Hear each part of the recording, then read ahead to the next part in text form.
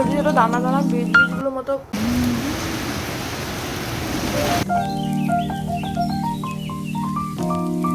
সকাল সকাল তুলসী মঞ্জরি তুলতে এসেছি চায়ে দেবো বলে। আজকেও ভেবেছিলাম যে হোলির দিনটা প্রতি বছরের মতোই একা একাই কাটবে, কোনো রং খেলা নেই। কিন্তু হয়তো ভাগ্যে অন্য কিছুই লেখা ছিল। আমার দুজন বন্ধু এসে হঠাৎ করে এরকম আবিরে ভূত করে দিয়ে চলে গেল। হঠাৎই এলো আর রং টং মাখিয়ে দিয়ে হঠাৎই বেরিয়ে গেল। আর শুধু রং মাখিয়ে দিয়ে গেছে তা নয়, ওরা আবার আমাকে একটু রিলস বানাতেও হেল্প করেছে।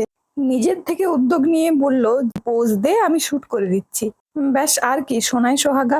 শুধু আমাকেই রং মাখিয়েছে তা নয়, বাবা মায়ের পায়ে আবির দিয়ে বাড়ির বাচ্চা দুটোকেও খুব সাবধানে রং লাগিয়েছে, যাতে চোখের ধারে পাশে একটুও না আসে।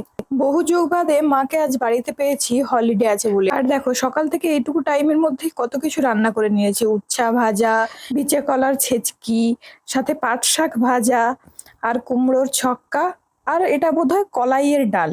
তবে আজ দোল বলে সবকিছুই নিরামিষ। আমার আর কি, লাঞ্চ সেরে নেওয়ার পর বাজার থেকে মায়ের কিনে আনা স্ট্রবেরির বাক্সটা নিয়েই বসে পড়েছি।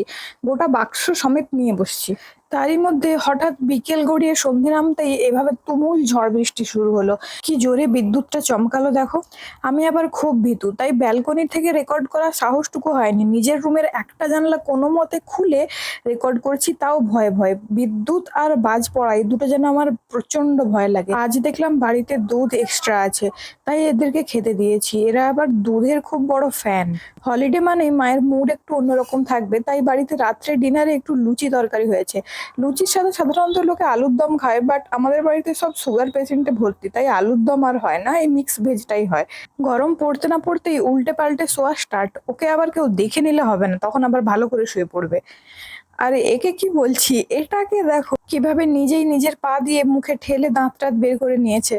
যাই হোক, আমার তো হোলির দিনটা আনএক্সপেক্টেড ভাবে ভালোই কাটলো। তোমাদের কেমন কাটলো জানিও, আর দেখা হচ্ছে আবার পরের ভ্লগে।